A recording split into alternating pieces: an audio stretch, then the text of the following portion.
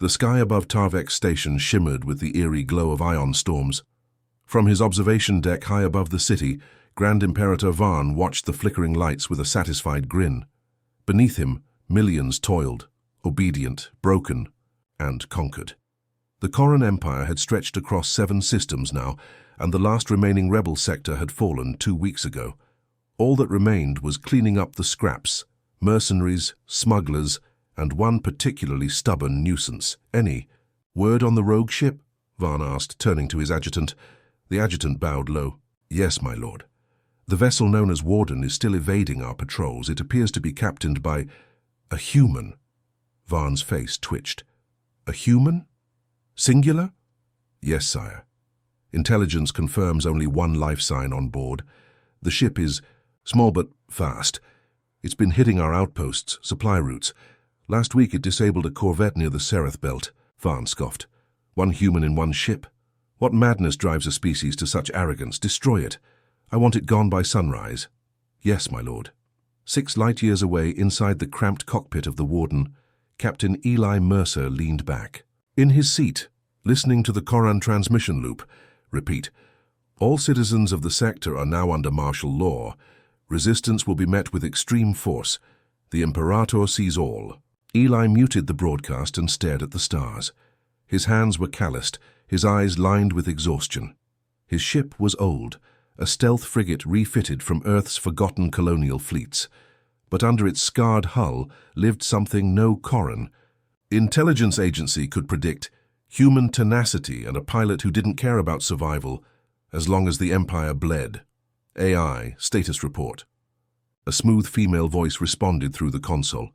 3 patrol drones disabled, 1 station sabotaged, energy reserves at 72%, weapons stable. Eli nodded. What about the Corran flagship? Still docked at Tarvek's, heavily shielded, too many guns. Suicide, statistically speaking. Eli smirked. Lucky for us, I'm not into statistics. Back on Tarvek's, a storm brewed, not just in the sky, but in the undercurrents of the city. Civilians whispered of a ghost ship, of precision strikes, sabotage and escape routes opened by an invisible hand. In the slave districts, someone had delivered food and medicine, tagged with a strange symbol, a 4-pointed star carved from iron. To them, he was a myth, a shadow. To Varn, he was an insect. To the galaxy, he was a nobody. To the AI riding shotgun in his ship, he was the last fool Earth had ever sent into the void. Eli Mercer didn't care. He had seen his world burn after the Corran annexed Sector 12. Watched the Earth diplomat shake hands with the Empire to avoid escalation. They called it compromise. He called it betrayal. He wasn't fighting for Earth anymore. He was fighting for everyone Earth had abandoned. 2 Corran cruisers closed in on a derelict mining platform. Their sensors had picked up trace energy readings, signature matches to the Warden. Prepare for assault, the captain of the lead. Cruiser ordered, but before they could fire, the platform detonated. Shrapnel tore through their shields. Then came the real strike. From behind the moon, the Warden uncloaked. It didn't fire a missile barrage. It didn't need to. It delivered a precise electromagnetic pulse, surgically frying 1 cruiser's systems before disappearing again. The second cruiser tried to chase, but their engines overloaded. Power failure. Life support failing. Inside the Warden, Eli's fingers danced over the controls. His face was calm, but every move he made was personal. These weren't tactical attacks. They were messages. You aren't safe. You don't own the stars. You bled my people. Now I'll bleed yours. In his throne chamber, Varn stared at the growing reports. Sabotage, disabled ships, stations knocked offline. All signs pointed to 1 human. 1 ship. He stood slowly, the heavy robes of the Imperator shifting like weighted chains. Ready, my command vessel, he said. Sir? His adjutant asked, alarmed. We are no longer hunting a criminal, Varn growled. We are hunting a symbol, and symbols must be shattered. The Warden drifted silently near the edge of the gas giant Azath, its black hull blending into the shadow of the planet's swirling storms. Inside, the hum of systems idling was the only sound, save for Eli Mercer's steady breathing. His eyes didn't blink as he watched the feed from his last strike. 2 Corran cruisers, 1 crippled, 1 drifting lifeless. Not destroyed. That wasn't the point. AI, open the relay to all outer colonies. Secure channel. Open. Broadcasting. Eli leaned in. His voice was low, but it carried the weight of vengeance and warning. This is Captain Mercer. If you're hearing this, then the Empire hasn't erased everything yet. They want you to believe you're alone, that no one will fight for you, that Earth forgot they're wrong. You don't need fleets. You need anger. You need courage. I've got one ship. That's enough. You want your chains broken. Light something on fire. I'll find you. He closed the channel. The AI went quiet for a second, then spoke. You're inciting rebellion on 13 planets. You realize that? Better than silence. Statistically. I don't care about statistics, he said, standing up and stretching his stiff limbs. I care that they're afraid to speak, that a kid on Caloris 4 hasn't seen his mother in 5 years because she said the word freedom on an open channel. I care that we let that happen. The AI paused. Righteous anger is inefficient, so is fear until you use it. Far away within the armored walls of the Imperial command vessel Vamarian, Grand Imperator Varn stood in the war chamber, surrounded by admirals, lords, and intelligence officers. The holo display showed a map littered with red icons. Evidence of sabotage, attacks, and mass civilian unrest, all of it traced back to one name, Mercer. He's nothing, spat Lord Karen, his silver armor gleaming. A worm from a dead world. Varn's eyes narrowed. And yet, the worm is chewing holes in my empire. He turned to his chief of security, a female strategist named Veltra. Tell me how a lone Earthborn pilot with no army and one ship is making my admirals sweat. Veltra swallowed. He isn't just attacking, sir. He's choosing targets that cripple morale. Food convoys, fuel depots, command relays. And then leaving survivors to tell the story. A story? Varn echoed. She nodded. Of the ghost ship, the human who can't be caught. They're calling him the Scourge of the Void on some slave worlds. Then it's a legend we'll burn alive, Varn growled. Put a bounty on him, 10 million credits. I want every hunter, pirate, and scum in the galaxy chasing his trail. And if they fail, they won't. Varn's tone dropped. Because I will.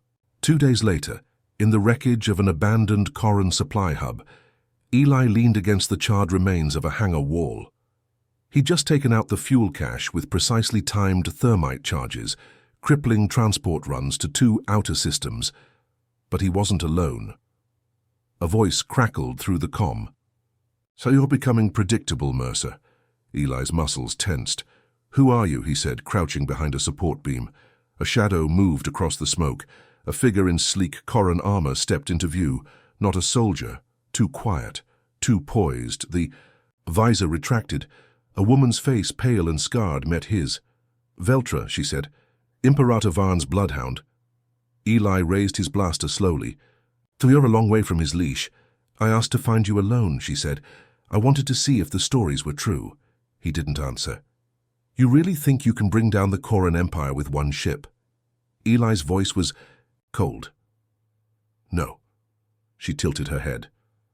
Then why fight? Because someone has to show them it's possible. For a moment, Veltra just stared. Then she turned. I'm not here to kill you today, Mercer. But the Imperator is coming. He's done watching. He's bringing the Vamarian. Eli's eyes darkened. Let him. Eli watched the stars slip past as the Warden glided through subspace. The encounter with Veltra hadn't shaken him, but it had changed something. If she had tracked him without raising alarms, then the Imperator's reach was even deeper than, he thought, and closing in fast. He sat in silence, his gloved fingers tapping against the hull beside him. She didn't try to kill you, the AI said finally. Odd behavior for someone called a bloodhound. She wanted to understand me. That's more dangerous than a bounty hunter. I calculate a 63% chance she'll report everything back to Varn, and a 28% chance she's considering disobedience. She's military, loyal, but if she's starting to ask questions, that means he's slipping. The ship beeped. Incoming message. Not from command, not from rebels. From the mining colony on Drax 7, one of the worlds he'd visited 3 months ago. Helped them sabotage a Corran garrison, left them with medical supplies and gravity filters. He opened the message. It was shaky. Low quality. Civilians crying in the background. A single terrified face stared into the screen. Please. They came back. The Imperator himself. He's here. They're taking people. Burning the outer zones. They say it's because of you. The feed cut out. Eli didn't move, didn't blink. He just stared at the static. They're baiting you, the AI said. Classic Imperial trap. Use civilians to draw out resistance. Tactical manipulation through guilt. I know. Statistically, shut up with statistics, he snapped, voice colder than before. Plot a course to Drax 7. Full speed. Affirmative. Outside, the stars twisted and vanished as the warden dove into FTL. On Drax 7, screams echoed through the metal corridors of Sector 3. The skies were black with smoke. Entire neighborhoods had been flattened by orbital blasts. Vaughn walked calmly through. The ash-covered streets, flanked by 6 elite guards in gold-plated armor. Children sobbed. Families huddled in burned-out shelters. Corran officers dragged people into open squares for interrogation. Still no sign of him? Vaughn asked, glancing at a commander kneeling before him. No, my lord. Only frightened civilians and... This! He handed over a metal insignia, a 4-pointed iron star. The symbol Mercer left behind after every strike. Vaughn clenched it in his fist. He'll come, he's too sentimental. Veltra stood in the shadows nearby, watching. She said nothing, but her eyes tracked everything, the horror, the silence, the sheer arrogance of a ruler who thought fear was enough to hold an empire together. She turned away when they began executing civilians, not because she couldn't watch, but because part of her didn't want to be the one giving the orders anymore. When the warden dropped out of FTL near Drax 7, Eli didn't cloak the ship. He wanted them to see him. He wanted them to panic. Alarms rang across the Corran battlesphere. Dozens of ships began scrambling, weapons locked on the lone vessel cutting through space like a knife. But he wasn't heading toward them. He was diving straight for the atmosphere. Warning, the AI chimed. Descent angle is unsafe. G-force. Levels exceeding recommended tolerances. Override. Confirmed. You are, as always, completely insane. The ship plummeted like a meteor. Flames licked the hull. Below, the Corran soldiers looked up, confused, until they realized what was coming. Eli smashed into the city perimeter like thunder. Dust and debris exploded outward. Before the smoke even cleared, the warden's belly hatch opened and he stepped out, alone, armored, armed, and walking straight into the fire. The Empire expected fear. They got vengeance. Across the occupied sectors, the transmission echoed again, cutting into Corran frequencies, hijacking broadcasts, appearing on public terminals. A blurry image of Eli, walking through the chaos, rifle in hand, explosions in the background. He came alone, someone whispered. Then came a voice, not his, one of the refugees. They brought a fleet, he brought fury. The city was chaos. Smoke curled through the broken skyline, thick and oily, staining the skies like spilled blood. Sirens howled from every direction, mingled with the sharp staccato of plasma fire. Civilians scrambled for cover. Corran soldiers tried to regroup, but they weren't fighting rebels with stolen pistols anymore. They were facing him, Eli Mercer, moved like a ghost through the alleys of Drax 7. His combat suit shimmered, adapting to light and shadow, making him vanish when he stood still. But he rarely did. Each shot he fired found a target. Each step he took left another Corran body behind. He wasn't a soldier anymore. He was a message, one the Empire could no longer ignore. Inside the Imperial Mobile Command Tower, General Maris barked into his comms. Containment units to Sectors 5 and 6. I want eyes on that human. Lock down the perimeter now. But no one answered. His comm crackled with static. Then a different voice came through, flat, cold, human. Sector 5's gone. Sector 6 is burning. You're next. Maris spun around, heart hammering, but saw nothing. Just dust and confusion. Eli was already inside. From a nearby rooftop, Veltra watched the unfolding chaos through her visor, expression unreadable. 10. Corran squads had entered the northern block to trap the intruder. Only one soldier crawled back out, missing an arm, sobbing. They'd underestimated him again. She didn't speak as Vaughn's voice came through her private channel. "Where is he?" "Everywhere," she replied. "And nowhere." "You said he wouldn't come." "He always comes." There was silence on the line. Then Vaughn said, low and tight, "I'm coming down. Then you'll be right where he wants you." Eli breached the tower's inner sanctum by hacking the magnetic seals, something he'd done a dozen times before in captured Corran outposts. The design flaws hadn't changed. The Empire never expected one man to get this far. Inside, it was quiet. Too quiet. A trap? Maybe. Didn't matter. He moved carefully, clearing rooms until he reached the data core. That was his real objective. Names, locations, supply routes, prison records. The backbone of Vaughn's empire lived here, and Eli would rip it out. But as he connected his AI to the core, a steel door slammed shut behind him. Gas hissed. He spun, but the room was already filling with a paralyzing agent. One breath would slow his nerves. Two would end him. The AI's voice rang in his ear. "Emergency. Seal detected. Room is locked down, ventilation compromised, options limited." He didn't panic. He'd trained for worse. He pulled a capsule from his belt and injected it straight into his thigh. Adrenaline cocktail. Temporary immunity. One option's all I need. He reached for the explosives. Outside, the tower shuddered. Then, flames burst from the top floor. Corran soldiers screamed. Some ran. Others dropped to their knees, praying to machines that would never save them. Veltra watched, jaw clenched. Her scanner pinged. One life form still active inside. Eli. He walked out through the fire like a spectre, armor scorched, breathing hard, but alive. He didn't speak. He just kept walking. Toward the palace. Toward Vaughn. The Imperator's personal. Guard formed a wall of steel and plasma around the Golden Palace gates. Civilians hid in alleys, watching with wide, unblinking eyes. A few whispered, "Is it really him?" Others said nothing, just hoped.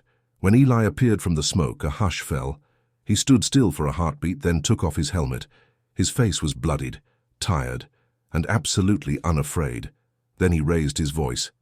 "Vaughn, come out and face me. No more soldiers. No more civilians, just us." For a moment, nothing happened. Then the gates opened and the Imperator stepped out, draped in shimmering armor, eyes burning with hate. "So," he said, "you want to play martyr?" Eli's voice was steady. "No, just man-to-monster."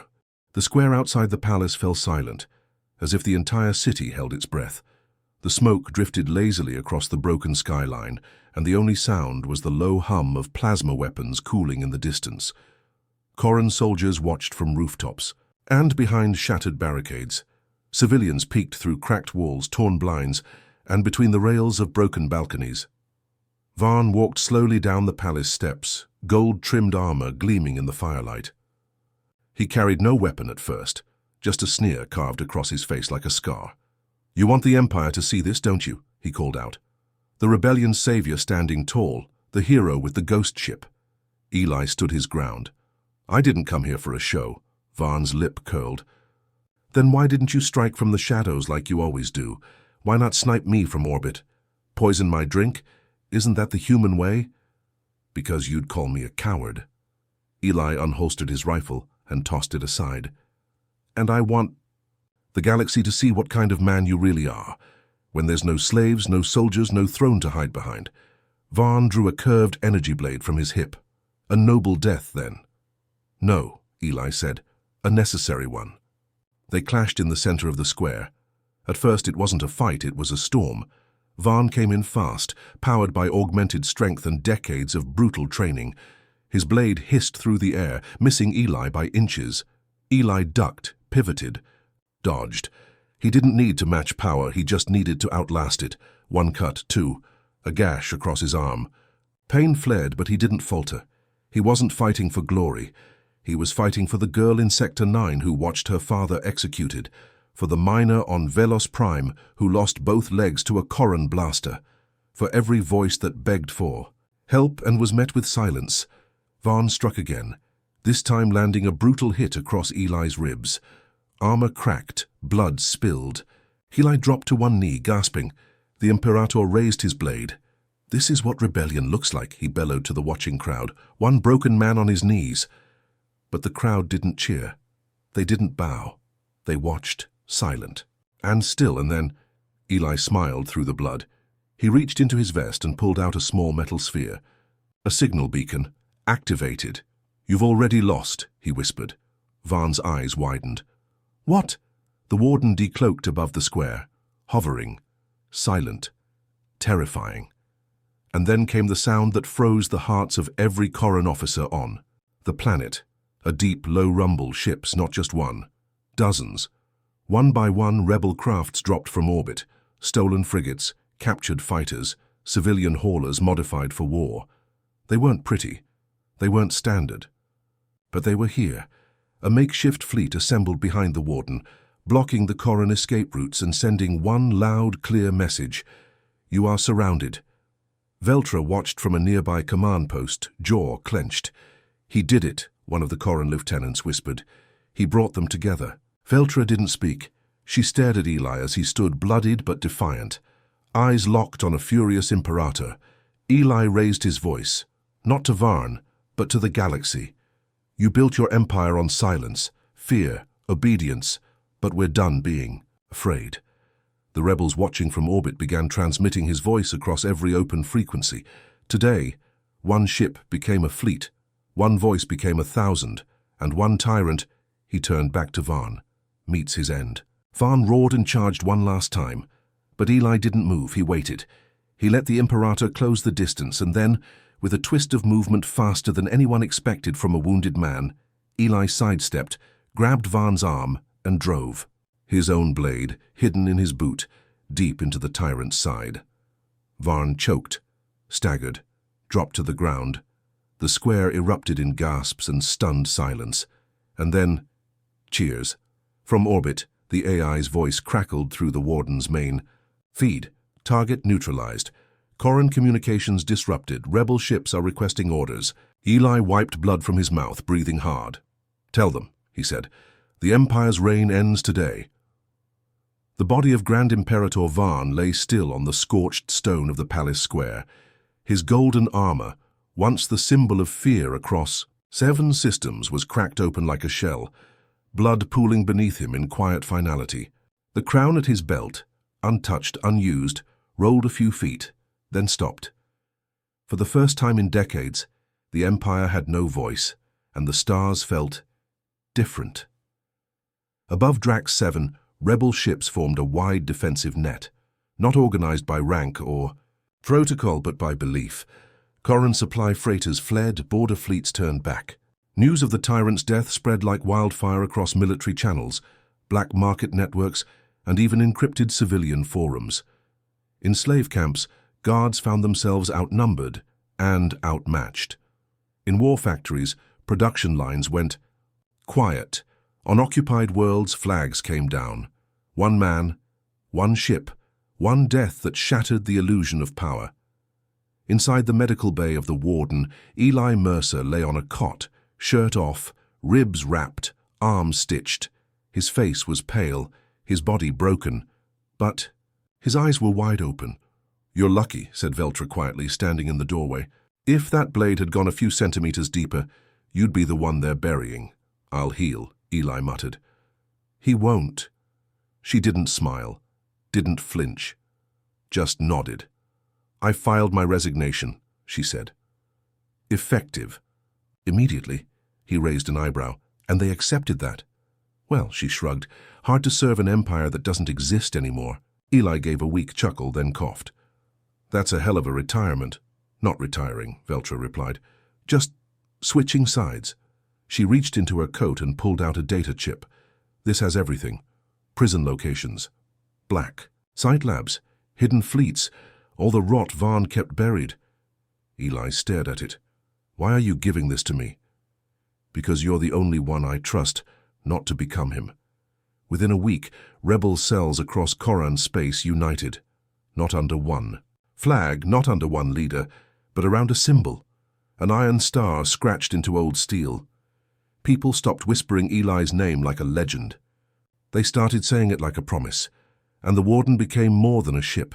It became a rally point, a movement. In the rebuilt assembly chamber of Drax 7, where the Empire once drafted laws soaked in blood, a new council formed, former slaves, ex-officers, scholars, refugees. They weren't politicians. Most didn't know how to lead, but they knew what they wouldn't become, and when they were asked what name the new alliance would take, it wasn't a long debate. "The Free Systems Union," said a young miner from Caloris 4, "and Mercer's ship should lead the fleet." The motion passed, unanimously. A few days later, Eli stood on the platform of the orbital station above Drax 7, his arm still in a sling. The stars stretched in every direction, silent, indifferent, and watching. Behind him, dozens of rebel pilots, engineers, and officers looked to him as they gathered around the Warden, newly repaired, upgraded, and given a new designation, FSU. "Warden 01, he turned to them, voice low but clear. "I'm not a leader," he said. "I don't want a throne, and I damn sure don't want followers." He looked each one in the eyes. "But I do want to keep the stars free. And I'll die doing that if I have to." A pilot raised his fist. "Then we'll die beside you." Another? "Or make sure you don't have to." Veltra stepped forward. "You started this war with one ship. It's only right you lead the fleet that ends it." Eli looked up at the Warden. A patch of fresh paint caught the light. New words, etched onto the hull. "Born from Earth, forged by fire, feared by tyrants." He nodded slowly. "All right, let's finish what we started. In the deepest corners of space, in empires that still clung to power, the message was clear. The age of silence was over. Deathworlders had taken the stage, and the galaxy would never be the same.